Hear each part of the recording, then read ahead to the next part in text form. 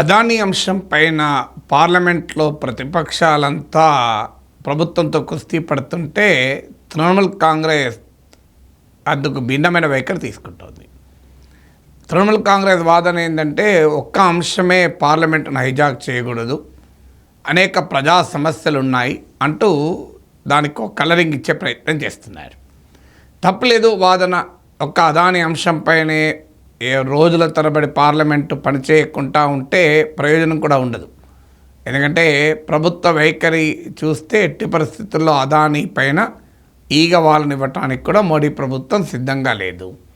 Hindenburg report అప్పుడు చూశాం. తాజాగా అమెరికాలో ఏకంగా ప్రభుత్వమే కేసు పెట్టినా అదానీని వెనుకేసుకురావటానికి బహిరంగంగానే భారతీయ జనతా పార్టీ నాయకులు టీవీ ఛానల్లో డిబేట్ చేస్తున్నారు.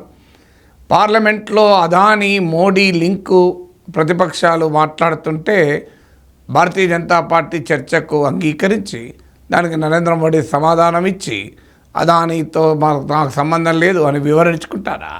అందువల్ల ప్రతిపక్షాలు డెఫినెట్గా ఏదో ఒక రోజు అదానీ అంశానికి పులి స్టాప్ పెట్టి ప్రజా సమస్యలపైన రైజ్ చేయాలి, అందులో తప్పలేదు. కానీ తృణమూల్ కాంగ్రెస్ అదానీ అంశం లేవనెత్తగానే ఈ మాట ఎందుకంటోంది అనేది ఇప్పుడు అనుమానం. సో ఎవరి ప్రయోజనం కొరకు అంటోంది అని. ఈలోగా తృణమూల్ కాంగ్రెస్ తమకు 6 అంశాలు ముఖ్యమైనవి అని ఒక 6 అంశాలు లిస్ట్ ఇచ్చారు. రాష్ట్రాలకు సరిగా వనరులు ఇవ్వడం లేదు కేంద్రమని, అలాగే ధరల పెరుగుదల, నిరుద్యోగము, ఇలా ఒక 6 అపరాజిత బిల్లు, ఇలా 6 అంశాలు ఇచ్చారు లిస్ట్. ఈ 6 అంశాల్లో అదానీ లేదు. అదానీ అనే ఒక్క అంశంపైనే పార్లమెంటును హైజాక్ చేయకూడదు, ప్రజా సమస్యలు పూర్తిగా పక్కకు పెట్టకూడదు, బీజేపీ ఎట్టి పరిస్థితుల్లో అదానీ విషయంలో దిగిరాదు అని ఇలాంటి ఆర్గ్యుమెంట్ చేయడంలో తప్పలేదు. కానీ మరి తృణమూల్ కాంగ్రెస్ ప్రకటించిన 6 అంశాలలో ఎక్కడా అదానీ అంశం లేదు. ఇంట్రెస్టింగ్ ఏంటంటే 6 అంశాలు పెట్టిన తృణమూల్ కాంగ్రెస్ 7వ అంశంగా మోడీ అదానీ బంధం, ఇది కూడా మాకు ఒక ఇష్యూ, కానీ అది మాత్రం ఇష్యూ కాదని అనలేదు. సో తృణమూల్ కాంగ్రెస్ ఇచ్చినటువంటి లిస్టులో అదానీ ఇష్యూ లేనేలేదు. అంటే చాలా క్లియర్గా అదానీ అంశం పైన కారణాలు ఏదైనా తృణమూల్ కాంగ్రెస్ మాట్లాడటానికి సిద్ధంగా లేదు.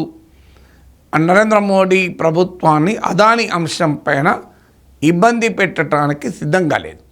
మనం వాస్తవంగా ఇది రాఫెల్ అప్పుడు కూడా చూశాం. 2019లో రాఫెల్ అంశం పైన రాహుల్ గాంధీ పోరాడుతుంటే చౌకీదార్ చోర్ హై అని, దానికి కౌంటర్గా మైహూ చౌకీదార్ హై అని నరేంద్ర మోడీ క్యాంపెయిన్ చేయవచ్చు. కానీ ఆ రోజు కాంగ్రెస్ కాకుండా ఇతర ప్రతిపక్షాలు ఏవి పెద్దగా రాహుల్ గాంధీకి మద్దతుగా రాలే. కానీ అప్పటికిప్పటికో తేడా ఉంది. అప్పుడు యూపీఏ మాత్రమే, ఇప్పుడు ఇండియా కూటమిగా దేశంలో బలమైన భూమిక పోషించి 2024 ఎలక్షన్స్లో మోడీకి భారీగా దెబ్బ తగిలేలా చేయగలిగింది ఇండియా కూటమి. ఆ తర్వాత ఇప్పుడు ఇలాంటి అంశాలపైన మిగతా ప్రతిపక్షాలన్నీ కలిసి ఉంటే తృణమూల్ కాంగ్రెస్కి ఏంటి కారణం ఏంటి అంటే, ఒక పాసిబిలిటీ మొదటి నుంచి కూడా తృణమూల్ కాంగ్రెస్కు కాంగ్రెస్ నాయకత్వంలో కలిసి రావటానికి అనేక ఇబ్బందులు. ఇప్పుడు హేమంత్ సోరెన్ ప్రమాణ స్వీకారానికి మమతా బెనర్జీ వెళ్ళారు మళ్ళీ అదే సమయంలో. మీకు కానీ పార్లమెంట్లో సమన్వయం చేసుకుందామని ప్రధాన ప్రతిపక్షం మీటింగ్కు ఆహ్వానిస్తే తృణమూల్ కాంగ్రెస్ రాలే. ఎక్కడైనా సాధారణంగా పార్లమెంట్లో సాంప్రదాయాలు ఏంటంటే ప్రధాన ప్రతిపక్షం ఇన్వైట్ చేస్తుంది, ఎందుకంటే అపోజిషన్ పార్టీస్ మధ్య కోఆర్డినేట్ చేయడానికి. అపోజిషన్ పార్టీస్ మధ్య అవగాహన లేకపోయినా, పొత్తు లేకపోయినా, ఒడంబడిక లేకపోయినా ప్రభుత్వాన్ని పార్లమెంటుకు అకౌంటబుల్ చేసేందుకు అపోజిషన్ పార్టీస్ సమన్వయం చేసుకుంటాయి. ఎక్కడైనా రాజకీయంగా సంబంధం లేకపోయినా కూడా సమన్వయం చేసుకుంటాయి. కానీ ఇక్కడ ఇండియా కూటమిలో భాగమై కూడా కాంగ్రెస్ పార్టీ లోక్సభలో ప్రధాన ప్రతిపక్షంగా ఉన్నా కూడా ప్రధాన ప్రతిపక్షం ఆహ్వానిస్తే తృణమూల్ కాంగ్రెస్ రావటానికి సిద్ధంగా లేదు. అంటే ఒక అదానీ అంశమే కాదు, నరేంద్ర మోడీ పైన, భారతీయ జనతా పార్టీ పైన ఉమ్మడి దాడికి తృణమూల్ కాంగ్రెస్ కలిసి రావటానికి సిద్ధంగా లేదు. మరి ఏంటి అభ్యంతరం? భారతీయ జనతా పార్టీతో ఏదైనా అండర్ హ్యాండ్ డీల్ ఉందా? ఎందుకంటే తృణమూల్ కాంగ్రెస్ పైన, ఆ మమతా బెనర్జీ పైన, ఆ పార్టీ నాయకుల పైన పుష్కలమైన కేసులు ఉన్నాయి, సిబిఐ ఈడీ కేసులు. మనందరికీ తెలుసు సిబిఐ ఈడీ కేసులు ఉన్న వాళ్ళు బీజేపీలో చేరుతారు, బీజేపీతో కలుస్తారు, లేదా బీజేపీతో పోరాటం చేయరు. అది మనం అందరినీ చూసాం. జగన్మోహన్ రెడ్డి లాంటి వాళ్ళు బీజేపీతో పోరాటానికి ఏనాడు ముందుకు రాలేదు. కారణం ఆయనకు సిబిఐ ఈడీ కేసులు ఉండడమే. అశోక్ చౌహాన్ లాంటి వాళ్ళు ఏకంగా బీజేపీలోనే చేరారు. శివసేనలో ఉన్న ఒక పెద్ద సెక్షను అజిత్ పవార్ వీళ్ళంతా బీజేపీతో కలిశారు.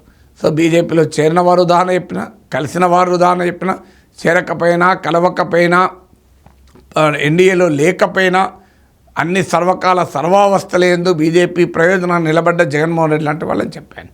అందువల్ల ఒక పాసిబిలిటీ ఏంటంటే మమతా బెనర్జీకి కూడా సిబిఐ ఈడీ కేసుల భయం వల్ల కాస్త మోడీతో అన్ని ప్రతిపక్షాలను కలుపుకొని పోరాటం చేస్తాడు సిద్ధంగా లేదు. రెండవ పాసిబిలిటీ పొలిటికల్ రీజన్ కూడా ఉంది.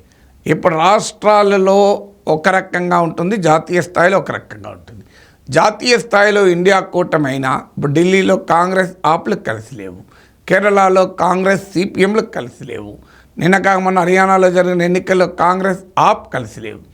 కానీ ఈ రాజకీయపరమైన రాష్ట్ర స్థాయి రాజకీయ అంశాలు ఉన్నప్పటికీ జాతీయ స్థాయిలో అట్లీస్ట్ ఇవన్నీ కలిసే పనిచేస్తున్నాయి. బెంగాల్లో కూడా రాష్ట్ర స్థాయిలో కాంగ్రెస్ తృణమూల్ ఒక్కటిగా లేదు. కాంగ్రెస్ పార్టీ సిపిఎంతో కలిసి పోటీ చేసింది ఇటీవల. తృణమూల్ కాంగ్రెస్ మాత్రం విడిగా పోటీ చేసింది. అయినా ఆ బెంగాల్లో అసెంబ్లీ ఎన్నికలకు మరి ఇప్పటి నుంచే సిద్ధపడుతుందా? కాంగ్రెస్ పార్టీ ఎలాగూ కలవదు గనక, ఎందుకంటే లోక్సభ ఎన్నికల్లో కూడా కాంగ్రెస్ పార్టీకి ఆఫర్ చేసిన సీట్లు ఆ పార్టీకి నచ్చలేదు. కాంగ్రెస్ పార్టీ బెంగాల్లో ప్రముఖ నాయకుడైన అధీర్ రంజన్ చౌదరి గత లోక్సభలో ప్రతిపక్ష నేత, కాంగ్రెస్ పార్టీ పక్ష నేత. సో అలాంటి వాళ్ళు మమతా బెనర్జీకి తీవ్ర వ్యతిరేకం. అందువల్ల అసెంబ్లీ ఎన్నికల సమయానికి మళ్ళీ కాంగ్రెస్ సిపిఎం కలిసి పోటీ చేస్తుంది కనుక తనకు జాతీయ స్థాయిలో రాష్ట్ర స్థాయిలో బీజేపీతో ఘర్షణ ఉన్నమాట నిజం. ఎందుకంటే బెంగాల్ రాజకీయాల్లో తృణమూల్ కాంగ్రెస్కు ప్రధాన ప్రత్యర్థి బీజేపీయే. అదే సమయంలో కాంగ్రెస్ పార్టీతో కలవటానికి సిద్ధపడడం లేదంటే there is something cooking up అని మాత్రం ఖచ్చితంగా చెప్పవచ్చు.